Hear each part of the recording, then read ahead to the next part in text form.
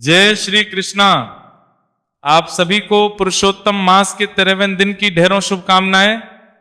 प्रिय भक्तों, आज पुरुषोत्तम मास अधिक मास का 13वां दिन है और आज हम सुनेंगे अधिक मास अध्याय 13 की पवित्र कथा। इससे पहले आपने हमारे चैनल पर अधिक मास के पिछले अध्याय 12 की पवित्र कथा सुनी थी, जिसमें हमने श्रवण किया था कि किस प्रकार पुरुषोत्तम भगवान की शरण में जाने से जीव के समस्त दैविक और भौतिक तापों का श्रमण हो जाता है। भक्तों, ये अधिक मास जिसे स्वयं भगवान श्री कृष्ण ने अपना नाम देकर पुरुषोत्तम मास बनाया है, परम कल्याणकारी है। इस मास में किया गया तनिक भी जप तप स्नान और दान अक्षय फल प्रदान करने वाला होता है। जरा विचार कीजिए, जो मास कभी मलमास कहकर उपेक्षित था, वो हरि की कृपा से समस्त मासों का शिरोमणि बन गया। यही तो मेरे प्रभु की अहेतुक कृपा है। भक्तों, आज के इस पावन प्रसंग में हम पद्मा पुराण और विष्णु पुराण के अंतर्गत वर्णित उस परम गोपनीय और दिव्य संवाद की ओर चलेंगे, जहां स्वयं जगत के पालनहार भगवान श्री हरि विष्णु और परम करुणामयी माता लक्ष्मी के मध्य कलयुग के दोषों और पापों के रहस्य को लेकर अत्यंत गंभीर चर्चा हुई थी। एक बार की बात है, क्षीर सागर की अनंत तरंगों के बीच शेष शैया पर विराजमान शंख चक्र गदा पद्मधारी भगवान नारायण मंद मुस्कुरा रहे थे। उनके चरण कमलों को अपने कर कमलों से दबाती हुई साक्षात ऐश्वर्य और करुणा की माता महालक्ष्मी अत्यंत व्याकुल दिखाई दे रही थी। माता लक्ष्मी के सुंदर मुखमंडल पर चिंता की लकीरें थी। वे बार बार धरती लोक की ओर देखती और उनके नेत्र सजल हो जाते।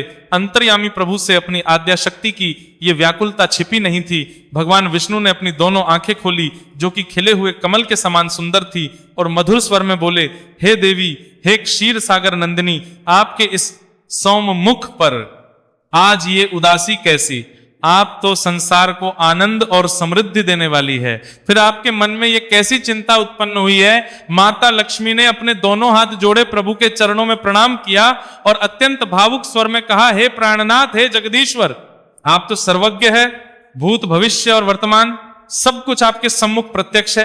प्रभु, जब मैं वैकुंठ से इस मृत्यु लोक की ओर दृष्टिपात करती हूं तो मेरा हृदय कांप उठता है। द्वापर युग अंत निकट आ रहा है और पापात्मा कली का आगमन होने वाला है। हे स्वामी, मुझे कलयुग के पापों का वो रहस्य बताइए जिसके कारण जीव अंधकार के गर्त में गिर जाता है। कली के प्रभाव से मानव का धर्म, उसकी बुद्धि और उसका आचरण कैसा हो जाएगा? कृपा कर विस्तार से कहिए। प्रभु भगवान श्री हरि विष्णु ने माता लक्ष्मी की इस लोक कल्याणकारी भावना को देखकर अत्यंत संतोष व्यक्त किया। वे उठकर बैठ गए और गंभीर वाणी में बोले, हे प्रिय, आपने संपूर्ण मानव जाति के उद्धार के लिए अत्यंत सुंदर प्रश्न किया है। सुनो देवी, जब सतयुग, त्रेता और द्वापर समाप्त होते हैं तब कली का साम्राज्य आता है। कलयुग में पाप की जड़ें इतनी गहरी हो जाती है कि मनुष्य साक्षात धर्म को भूलकर अधर्म को ही अपना सर्वस्व मान बैठता है। और अगर कलयुग के पापों के मूल रहस्य की बात करें तो उसमें सबसे पहला और विनाशकारी लक्षण होगा मानव की बुद्धि का मलिन होना। भगवान आगे बोले, हे लक्ष्मी, कलयुग में मनुष्यों की बुद्धि पर अज्ञान का ऐसा पर्दा पड़ेगा कि वे सत्य को असत्य और असत्य को सत्य मानने लगेंगे। इस युग में 5 मुख्य दोष मनुष्यों को पूरी तरह अपने वश में कर लेंगे। लोभ, क्रोध, पिता का घोर अपमान, वासना, और पूर्ण रूप से धर्म का पतन। यानी कि जो मनुष्य धर्म के मार्ग पर चलकर मोक्ष पा सकता था, वो इन विकारों के कारण बार बार 84 लाख योनियों के चक्कर में भटकेगा। भक्तों, जरा सोचिए, स्वयं भगवान नारायण उस समय की बात कर रहे हैं जिसमें आज हम सब जी रहे हैं। प्रभु ने माता लक्ष्मी को बताया कि कलयुग का पहला रहस्य यह है कि यहां पाप बहुत सूक्ष्म रूप से प्रवेश करेगा, मनुष्य को पता चलेगा और वो लोभ की अग्नि में जलने लगेगा। भगवान विष्णु कहते हैं, हे देवी, कलयुग में लोभ का ऐसा तांडव होगा कि भाई भाई का शत्रु बन जाएगा। धन की विपाशा इतनी बढ़ जाएगी कि मनुष्य सगे संबंधों का गला घोटने में भी संकोच नहीं करेगा। न्याय और अन्याय का भेद समाप्त हो जाएगा। लोग दूसरों का धन हड़पने के लिए असत्य, कपट और प्रपंच का सहारा लेंगे। ब्राह्मण अपने कर्तव्य से विमुख होकर धन के पीछे भागेंगे। राजा प्रजा का रक्षण करने के बजाय उसका भक्षण करने लगेगा और वैश्य व्यापार में केवल छल कपट को ही प्रधानता देंगे। यानी कि चारों ओर केवल मेरा मेरा की ही गूंज होगी। माता लक्ष्मी ये सब सुनकर अत्यंत दुखी हुई। उन्होंने पूछा, प्रभु, क्या कली के प्रभाव से मनुष्य इतना संवेदनहीन हो जाएगा? क्या उसमें तनिक भी संतोष नहीं बचेगा?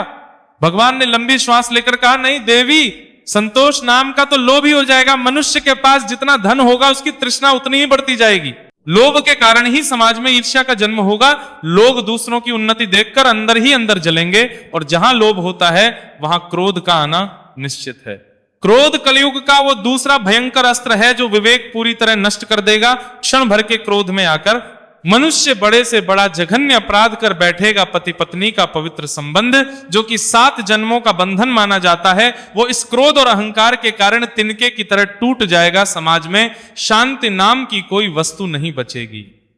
भक्तों, आप समझ रहे हैं कि भगवान विष्णु ने कितने वर्ष पूर्व ही आज की स्थिति वर्णन कर दिया था। यह कथा केवल एक प्रसंग नहीं है, यह हमारे जीवन का दर्पण है। पुरुषोत्तम मास में इस कथा को सुनने का अर्थ ही यही है कि हम अपने भीतर झांके और देखें कि कहीं हमारे भीतर भी तो ये लोभ और क्रोध घर नहीं कर गया है। भगवान विष्णु ने माता लक्ष्मी को कलयुग के पापों का रहस्य बताते हुए एक अत्यंत मर्मस्पर्शी बात कही। प्रभु बोले, हे कलयुग का सबसे बड़ा और हृदय विदारक पाप जो मुझे सबसे अधिक व्यथित करता है वो होगा संतानों द्वारा अपने पूजनीय माता पिता का अपमान और उनकी उपेक्षा। माता पिता जो कि इस पृथ्वी पर साक्षात सादगी और त्याग की प्रतिमूर्ति है, जिन्होंने अपनी संतानों के लिए अपना सर्वस्व न्योछावर कर दिया, वे ही माता पिता कलयुग में अपनी ही संतानों के लिए बोझ बन जाएंगे। संतानें पत्नी के वशीभूत होकर अपने स्वार्थ में अंधे होकर बूढ़े माता पिता को घर से निकाल देंगी या उन्हें तड़पने के लिए छोड़ देंगी। देवी, जिस घर में माता पिता की आंखों से आंसू गिरते हैं उस घर से आप स्वयं रूठ कर चली जाती हैं और वहां मेरा भी वास कभी नहीं हो सकता। माता लक्ष्मी के नेत्रों से यह सुनकर अविरल अश्रुधारा बहने लगी। वे सोचने लगी कि जो मनुष्य अपने जन्मदाताओं का आदर नहीं कर सकता वो ईश्वर की भक्ति क्या करेगा। भगवान ने को आगे बढ़ाते हुए कहा है, देवी, इस लोभ क्रोध और अपनों के अपमान का अंतिम परिणाम होगा पूर्ण रूप से धर्म का पतन। लोग वेदों की निंदा करेंगे, पुराणों को कोरी कल्पना मानेंगे, संतों और महात्माओं का उपहास उड़ाएंगे। मंदिर केवल पर्यटन के केंद्र बन जाएंगे, वहां भक्ति भाव लुप्त हो जाएगा। गंगा आदि पवित्र नदियां मनुष्यों के पाप धोते धोते स्वयं मलिन होने लगेंगी। लोग स्नान दान दीपदान जैसी पवित्र क्रियाओं को अंधविश्वास कहने लगेंगे।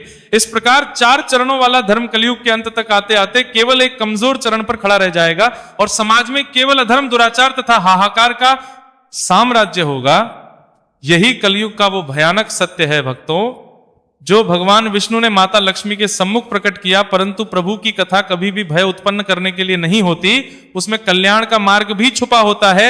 इस गंभीर विमर्श के बीच ही प्रभु ने एक ऐसी कथा का बीजारोपण किया जो जीवों को इस कली सागर से पार लगाने वाली है, जिसका विस्तार हम इस पावन सत्संग में आगे श्रवण करेंगे। प्रभु, आपकी लीला अपरंपार है। इस प्रकार भगवान श्री हरि विष्णु ने माता लक्ष्मी को कली के समस्त दोषों से अवगत कराया, जिसे सुनकर संपूर्ण सृष्टि कांप उठी। हे देवी महालक्ष्मी, भगवान नारायण के इन वचनों को सुनकर क्षीर सागर का कोमल वातावरण भी जैसे अत्यंत गंभीर हो गया। भक्तों, जरा सोचिए, जब साक्षात सृष्टि के रचयिता और पालनहार कली के दोषों का ऐसा सजीव वर्णन कर रहे हो, तो माता लक्ष्मी का करुणामयी हृदय भला कैसे स्थिर रहता। माता लक्ष्मी ने अत्यंत विनीत भाव से अपने दोनों कर कमलों को जोड़ा और प्रभु के मुखमंडल की ओर देखते हुए, हे दयानिधि, हे अच्युत, कलयुग के पापों का यह रहस्य तो अत्यंत भयावह है, जो कि आपके ही अंश है। वे जीव भला इस कली रूपी महासागर में डूबने से कैसे बचेंगे। हे प्रभु, जहां लोभ, क्रोध, अहंकार और माता पिता का घोर अपमान ही मनुष्यों का स्वभाव बन जाएगा, वहां धर्म की रक्षा कैसे होगी। और अगर कोई जीव इस घोर कलिकाल में भी आपका सानिध्य पाना चाहे तो उसके लिए क्या मार्ग है। प्रभु, क्या युग में कोई ऐसी दिव्य तथा कोई ऐसा प्रसंग या कोई ऐसा साधन नहीं है जो इन समस्त पापों को एक क्षण में भस्म कर दे। कृपा करके मुझे कोई ऐसी पौराणिक कथा सुनाइए जो कली के इन भयंकर विकारों को नष्ट करने का सामर्थ्य रखती हो। भगवान श्री हरि विष्णु ने मुस्कुराते हुए माता लक्ष्मी की ओर देखा और बोले, हे देवी, तुम धन्य हो जो इस प्रकार संसार के कल्याण के लिए व्याकुल हो रही हो। सुनो, जहां कली के पास पापों का भयंकर बल है, वहीं मेरे पास भक्तों के उद्धार के लिए एक परम गोपनीय और अत्यंत पवित्र साधन है, जो कि अधिक मास या पुरुषोत्तम मास के नाम से जाना जाता है। इस मास में जो भी मनुष्य पवित्र भाव से मेरी कथाओं का श्रवण करता है, उसके कोटि कोटि जन्मों के पाप नष्ट हो जाते हैं। चलो देवी, तुम्हें इसी संदर्भ में पद्म पुराण और स्कंद पुराण में वर्णित अत्यंत प्राचीन और दिव्य कथा सुनाता हूं, जिससे तुम्हें ज्ञात होगा कि कली के दोषों से मुक्ति का मार्ग क्या है। भगवान विष्णु ने कथा का आरंभ करते हुए कहा, हे प्रिय, प्राचीन काल में नर्मदा नदी के पावन तट पर एक अत्यंत समृद्ध और सुंदर नगरी थी। वहां सुमेध नामक एक अत्यंत तपस्वी, सदाचारी और वेदों के ज्ञाता ब्राह्मण रहते थे। वे नित्य प्रति अग्निहोत्र करते थे, अतीत की सेवा करते थे और साक्षात धर्म के साक्षात स्वरूप थे। उनकी पत्नी का नाम पवित्र था, जो अपने नाम के ही अनुरूप अत्यंत पतिव्रता, सुशील और शांत स्वभाव की थी। सुमेध और पवित्र का जीवन अत्यंत संतोषमय था, परंतु उनके घर में एक बहुत बड़ा अभाव था। विवाह के अनेक वर्ष व्यतीत हो जाने के बाद भी उन्हें कोई संतान प्राप्त नहीं हुई थी। यानी कि बिना संतान के उनका वह सुंदर जीवन उन्हें सूना सूना प्रतीत होता था। सुमेध नित्य प्रतीत होता था, भगवान की आराधना करते और अपने पितरों का तर्पण करते हुए सोचते कि यदि पुत्र नहीं होगा तो मेरे बाद इन पितरों को जल और पिंड कौन देगा। पितृ तर्पण के बिना तो कुल की गति ही रुक जाती है। समय बीतता गया और सुमेध तथा उनकी पत्नी वृद्धावस्था की ओर बढ़ने लगे।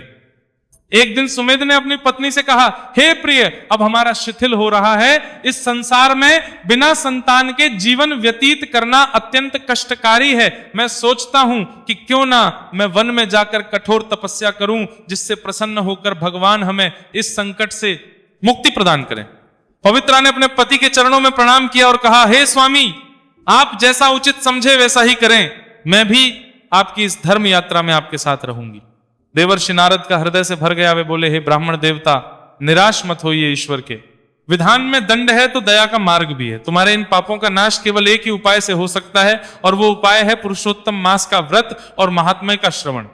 नारद जी ने आगे कहा, संयोग से कुछ ही समय पश्चात परम पवित्र अधिक मास आने वाला है। तुम दोनों पति पत्नी नियम पूर्वक इस मास में ब्रह्म मुहूर्त में उठकर किसी पवित्र या सरोवर में स्नान करो। नित्य प्रति भगवान पुरुषोत्तम राधा कृष्ण की प्रतिमा का पूजन करो। तुलसी सेवा करो, क्योंकि तुलसी दल के बिना हरि की पूजा अधूरी है। नित्य सायंकाल में दीपदान करो, क्योंकि इस मास में किया गया दीपदान अंधकारमयी जीवन को भी आलोकित कर देता है। श्रीमद् भागवत महापुराण या गीता पाठ का श्रवण करो और निरंतर भगवते वासुदेवाय इस महामंत्र का हरिनाम संकीर्तन करो। इसके साथ ही अपनी सामर्थ्य के अनुसार ब्राह्मण सेवा, गौ सेवा और अन्न का दान करो।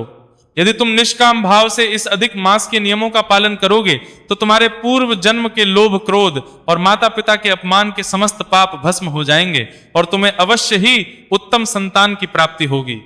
देवर्षि नारद के इन अमृतमय वचनों को सुनकर सुमेध और पवित्र के मन में आशा की एक नई किरण उठी। उन्होंने मुनिवर के चरणों की धूल सिर पर लगाई और अधिक मास के आगमन की प्रतीक्षा करने लगे।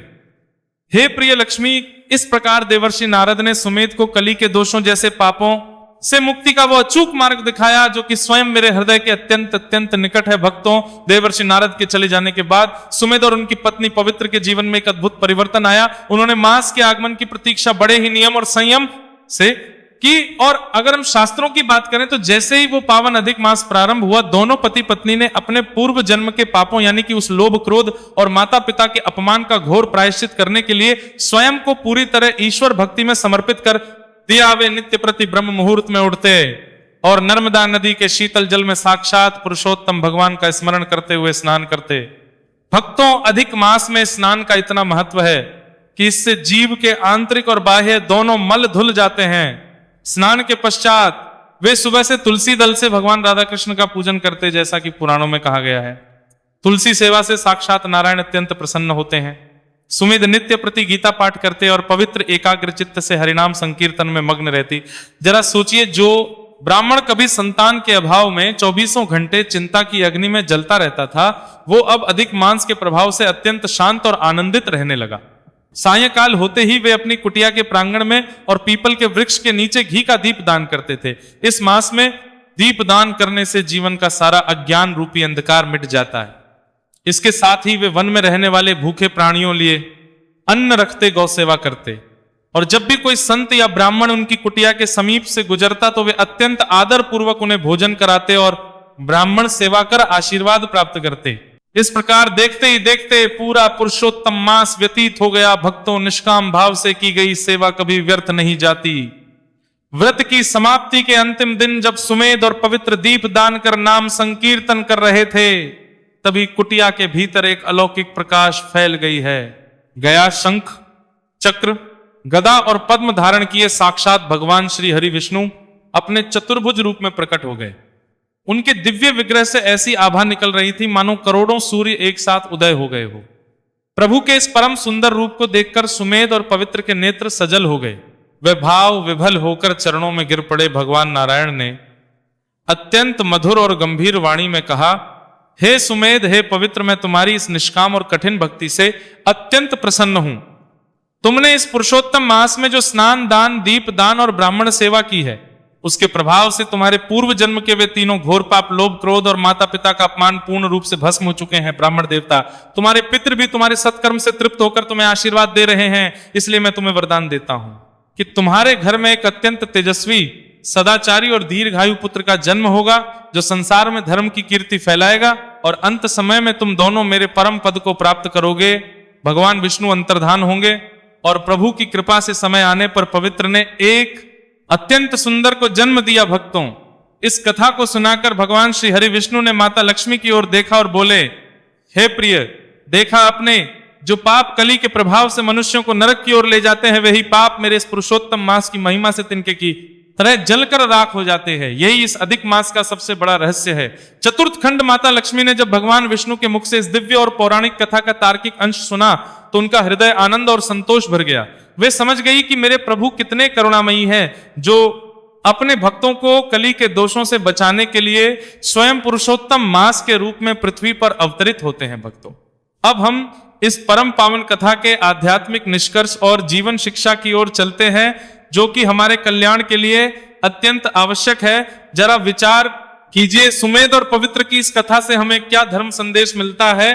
यह शिक्षा मिलती है कि चाहे हमारे पूर्व जन्म के पाप कितने ही गंभीर क्यों ना हो, यदि हम सच्चे मन से भगवान की शरण में आ जाए और पुरुषोत्तम मास के नियमों का पालन करें तो हमारा उद्धार निश्चित है। आज कलयुग में मनुष्य हर क्षण लोभ और क्रोध के वश में होकर अपनों का दिल दुखाता है, परंतु जो मनुष्य इस अधिक मास में वासना और अहंकार का त्याग कर दीपदान करता है, तुलसी सेवा करता है और गौ सेवा में अपना समय लगता है, उसका जीवन बदल जाता है।